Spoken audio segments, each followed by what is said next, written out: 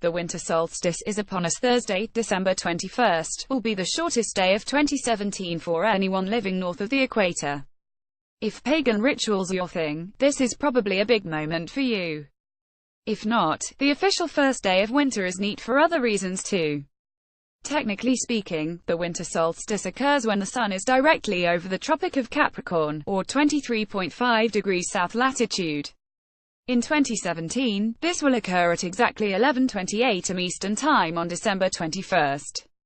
Below is a short scientific guide to the solstice and the longest night of the year, though not, as we'll see, the longest night in Earth's history. That happened back in 1912. 1. Why do we have a winter solstice, anyway? Most people know this one. Earth orbits around the Sun on a tilted axis, likely because our planet collided with some other massive object billions of years ago, back when it was still being formed. So between September and March, Earth's northern hemisphere gets less exposure to direct sunlight over the course of a day. The rest of the year, the north gets more direct sunlight and the southern hemisphere gets less. It's the reason for These Tao Lunga in the northern hemisphere. Peak sunlight usually occurs on June 20, 21, or 22 of any given year. That's the summer solstice. By contrast, the southern hemisphere reaches peak sunlight on December 21, 22, or 23, and the north hits peak darkness. That's our winter solstice. In the northern hemisphere, the winter solstice occurs when the sun is directly overhead the Tropic of Capricorn, or 23.5 degrees south latitude. Like so NASA in 2017, the winter solstice will occur at exactly 11:28 am Eastern Time. 2. How many hours of sunlight will I get on Thursday? That depends on where you live. The farther north from the equator you are, the less sunlight you'll get during the solstice, and the longer the night will be. Alaska climatologist Brian Brett Schneider created this terrific guide for the United States. Brian Brett Schneider here in Washington, D.C., we will get 9 hours and 26 minutes of sunlight. On the off chance you live near the Arctic Circle, you'll barely get any daylight during the solstice. Fairbanks, Alaska, for instance, will get 3 hours and 41 minutes. If you live north of the circle, you'll get none at all. The time-lapse below shows the eerie scene in Fairbanks. The sun basically skims the horizon for a brief while and then vanishes. Brett Schneider has more charts on the solstice, including the differences in daylight between winter and summer solstices. His entire post is worth your time. Here's another cool way to visualize the extreme of the winter solstice. In 2013, a resident of Alberta, Canada, several hundred miles south of Fairbanks, but still in a high latitude, took this pinhole camera photograph of the sun's path throughout the year, and shared it with the astronomy website Earthsky. You can see the dramatic change in the arc of the sun from December to June. This is a 6-month pinhole photo taken from solstice to solstice, in Medicine Hat, Alberta, Canada. You're one of the sunniest cities in Canada, and this shows it nicely. Posted by Ian Hennies on Saturday, December 21, 2013. You can easily make a similar image at home. All you need is a can, photo paper, some tape, and a pin. Instructions here. 3. Is the winter solstice the earliest sunset of the year? Not usually. Just because December 21 is the shortest day of the year for the northern hemisphere, it doesn't mean every location has its earliest sunset or latest sunrise on the day. Brett Schneider also created this map showing earliest sunset, latest sunrise for different parts of North America. Brian Brett Schneider: if you live in DC, you missed the earliest sunset, it happened back on December 6. But you can still catch the latest sunrises on January 3 and 4.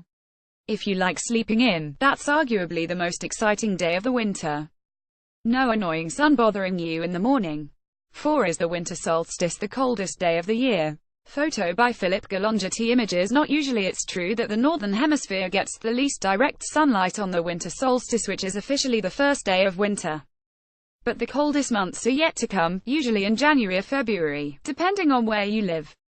A big reason for this seasonal lag is that the Earth's massive oceans absorb much of the sun's energy and release it slowly, over time. So there's a delay between when there's the least sun and when the air temperatures are actually coldest. The same thing happens in summer. There's a delay between when solar insolation is at its maximum, the summer solstice in June, and when the hottest months are usually July or August. Thistle lag varies greatly from place to place. During the summer, it's pretty extreme in San Francisco, which is surrounded by water on 3 sides and where temperatures don't typically peak until September.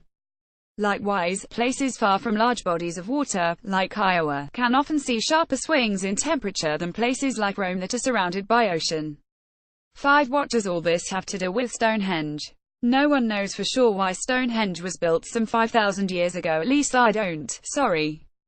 But one strong possibility is that it was used to mark solstices and equinoxes. That's because the structure is directly aligned toward the sunset during the winter solstice. The sun also rises directly over the heel stone during the summer solstice. Why was the winter solstice a big deal? Here's Teresa Wilson of the American Astronomical Society to explain. While the summer solstice draws a larger crowd, the winter solstice may have been more important to the ancient builders. At this time, cattle were slaughtered so the animals did not need to be fed through the winter, and wine and beer made previously had finally fermented. Nowadays, humans still gather to pay homage to the winter solstice at Stonehenge, they just use modern technology. People gather to watch the sunrise as druids, pagans, and revelers celebrate the winter solstice at Stonehenge on December 21, 2012, in Wiltshire, England. MacHardy Getty Images. At least the winter solstice at Stonehenge seems like a top-ed party. Getty Images. Getty Images. The Wikipedia entry on Stonehenge is absurdly detailed, so read up on that if you want more. Boxes. Just Fong created this video to explain how Stonehenge was probably constructed. 6. Is Thursday the longest night in Earth's entire history? Probably not, although it's close. And the reason why is quite interesting.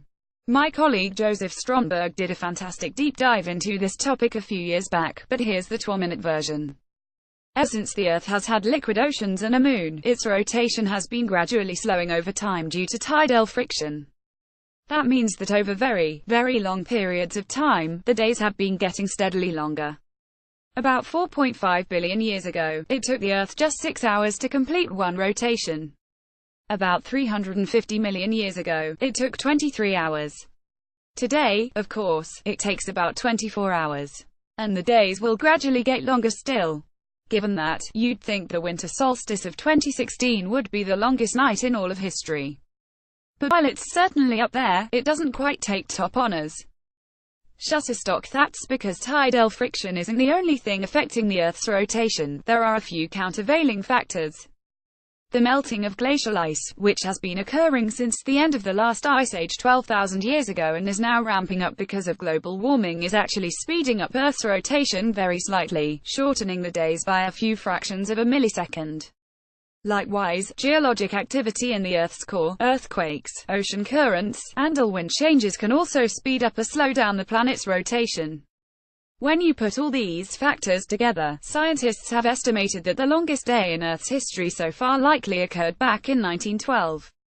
That year's summer solstice was the longest period of daylight the Northern Hemisphere has ever seen. And, conversely, the 1912 winter solstice was the longest night we've ever seen. Eventually, the effects of tidal friction should overcome all those other factors, and Earth's days will get longer and longer as the planet's rotation keeps slowing, forcing timekeepers to add leap seconds to the calendar periodically. Which means that in the future, there will be plenty of winter solstices that set new records as the longest night in Earth's history. 7. I clicked this article accidentally and really just want a cool picture of the sun. We got you. The sun blew out a coronal mass ejection along with part of a solar filament over a 3-hour period February 24, 2015. Some of the strands fell back into the sun. Solar Dynamics Observatory, NASA. The image above was taken by NASA's Solar Dynamics Observatory, a spacecraft launched in 2010 to better understand the sun. In 2018, NASA will launch the Parker Probe Plus, a spacecraft that will come within 4 million miles of the surface of the Sun, much closer than any spacecraft has been before. The goal is to study the Sun's atmosphere, weather, and magnetism, and figure out the mystery of why the Sun's corona, its atmosphere, is much hotter than its surface. Still, even several million miles away, the probe will have to withstand temperatures of 2,500 degrees Fahrenheit. It's essential to understand the sun. It's nothing to mess with. Brad Plummer wrote about what happens when the sun erupts and sends space weather our way to wreak havoc on Earth. Happy solstice.